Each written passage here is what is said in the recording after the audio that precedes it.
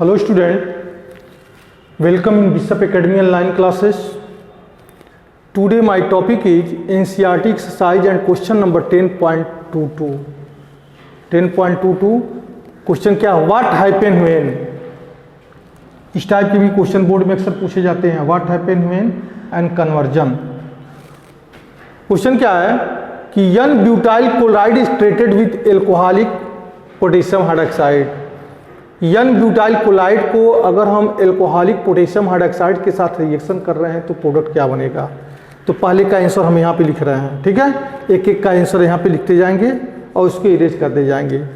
N butyl chloride में CH3 CH2 CH2 Cl, ये तो एन प्रोपाइल क्लोराइड हो गया। यहाँ पे एक कार्बन और बढ़ाना पड़ेगा तब ना एन ब्यूटाइल क्लोराइड होगा। तो एन ब्यूटाइल क्लोराइड हो गया, मेथ एथ प्रोब्यूट। इसका अगर हम ट्रीटेड कर रहे हैं एल्कोहलिक पोटेशियम हाइड्रोक्साइड के साथ, एल्कोहलिक प्लस AlCKOH के साथ, देखिए यहाँ पे इस कार्बन को बोलते हैं हम अल्फा कार्बन, क्योंकि इसी के साथ हाइड्रोजन जुटा हुआ है। यह एल्कोहलिक पोटेशियम हाइड्रोक्साइड सोल्यूशन है तो इससे हो रहा है कि एलिमिनेशन रिएक्शन तो देगा ही देगा। कौन सा रिएक्शन देगा? Elimination reaction. और इसके बाद वाला कार्बन क्या हमारा? बीटा कार्बन है। तो एलिमिनेशन रिएक्शन होता कहाँ से है? बीटा कार्बन से जुड़ा हुआ हाइड्रोजन निकलेगा। तो यह हाइड्रोजन और इसमें का OH क्या बना देगा? H2O। इसका Cl और इसका K मिलके क्या बनाएगा? तो आंसर है KCl माइनस पोटेशियम क्लोराइड। और यह टोटल टर्म चेंज हो जाएगा एल्कीन में। किस में चेंज हो जाएगा? एल्कीन में। CH3 CH2 single bond CH double bond CH2 में चेंज हो जाएगा, ब्यूटीन में चेंज हो जाएगा, ब्यूट1 इन में चेंज हो जाएगा, ठीक है। दूसरा, bromobenzene is treated with magnesium in the presence of dry ether. Bromobenzene को ट्रीटेड कर रहे हैं मैग्नीशियम मेटल के साथ in the presence of dry ether. तो याद करो हम तुमको पढ़ाए थे रिएक्शंस ऑफ एल्किल हैलाइड या reactions of the aryl halide with sodium metal. Alkyl halide with sodium metal, अगर कोई एल्किल हैलाइड सोडियम मेटल के साथ ड्राई ईथर के प्रेजेंस में रिएक्शन करता है तो क्या बनाता है? ग्रिग्नॉड एजेंट।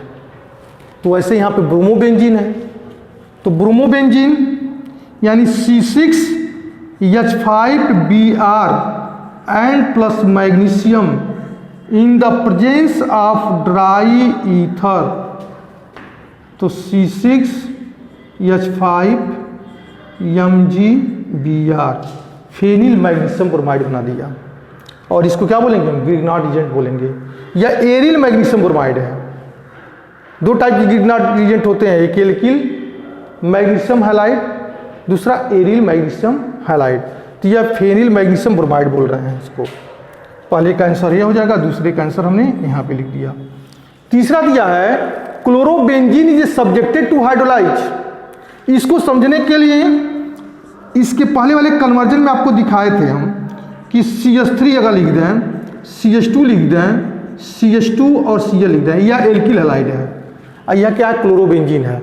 अगर इसका रिएक्शन हम NaOH के साथ और यहाँ लिख करके H2O को और यहाँ पे लिख दें हम हाइड्रोलाइज, तो यह OH इस Cl को हटा देगा, या OH इस Cl को क्या करेगा? हटा देगा। और इसके जगह पे क्या हो जाएगा? इंट्रोड्यूस हो जाएगा। तो बोलेंगे क्या उस कंडीशन में? प्रोपेनॉल बोलेंगे। लेकिन अगर यही प्रोसेस हमारे क्लोरोबेंजीन में मिलता है तो क्लोरोबेंजीन कभी भी सोडियम हाइड्रोक्साइड के साथ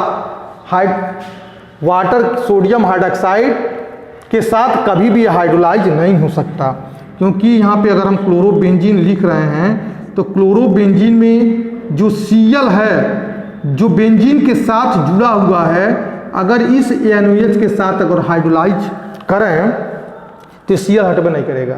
क्यों नहीं हटेगा? क्योंकि यहाँ रिजोनेंस दिखाना शुरू करेगा। क्या दिखाएगा? रिजोनेंस। क्योंकि इस NOH में OH क्या हमारा? न्यूक्लियोफाइल है। OH क्या है? न्यूक्लियोफाइल है। तो यह न्यूक्लियोफाइल इस Cl भी न्यूक्लियोफाइल है, तो यह OH इस Cl को डिस्प्लेस नहीं कर सकता। क्यों नहीं कर सकता?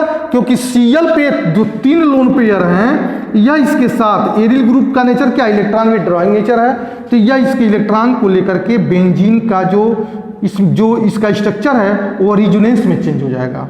मतलब क्लोरोबेंजीन का स्ट्रक्चर किस में चेंज होगा, रिजोनेंस में, जिसकी वजह से सोडियम हाइड्रोक्साइड के साथ इसका हाइड्रोलाइज हो ही नहीं सकता। क्लोरोबेंजीन का सोडियम हाइड्रोक्साइड के साथ हाइड्रोलाइज नहीं हो सकता। क्लियर है? हाँ, अगर यहाँ पे हम टेम्परेचर बढ़ा दें, 623 केल्विन टेम्परेचर कर दें, 300 एटमॉस्फेरिक प्रेशर कर दें, तब हमारा जो है वो रिएक्शन हो सकता था। और उस रिएक्शन को हम क्या बोलते थे, डू प्रोसेस बोलते थे। कुछ याद आ रहा है? इसके पहले हमने आपको पढ़ाया था।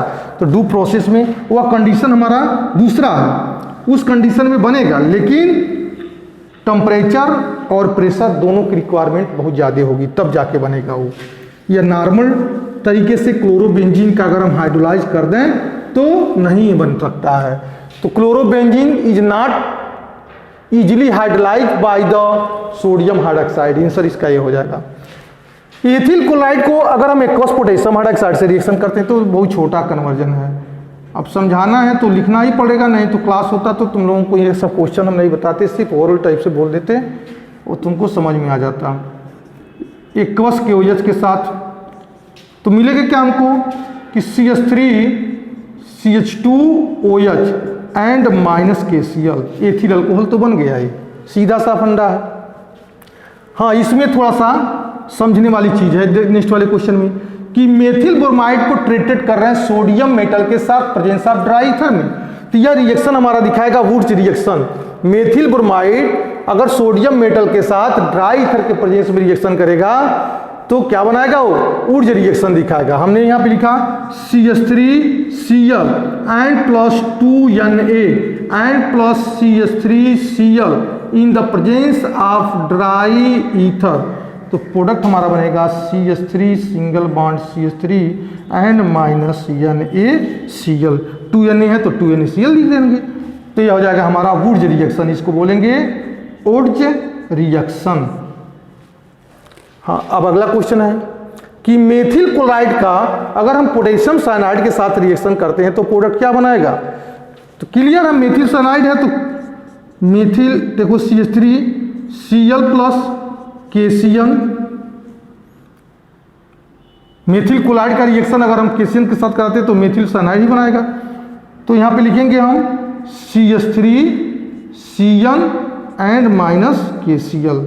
मेथिल क्लोराइड का पोटेशियम साइनाइड के साथ रिएक्शन किए तो हमारा बना दिया मेथिल साइनाइड। ठीक है, 1-2 कन्वर्जन और बचे हुए हैं, नेक्स्ट क्लास में आपको हम बता देंगे। Okay, that's all.